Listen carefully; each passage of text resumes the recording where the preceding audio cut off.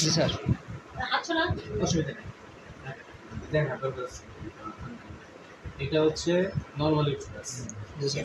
Uterine cavity একদম MT. এই কারণে ওনারা আসতেছে না। ঠিক আছে? জি স্যার। এই হচ্ছে নরমাল ইউট্রাস।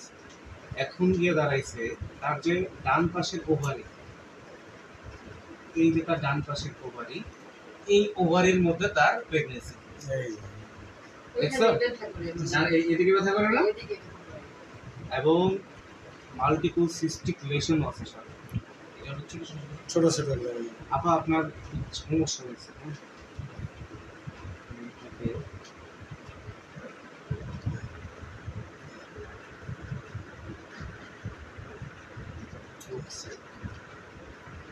এটা কর্পাস লুটিয়ামও হতে পারে।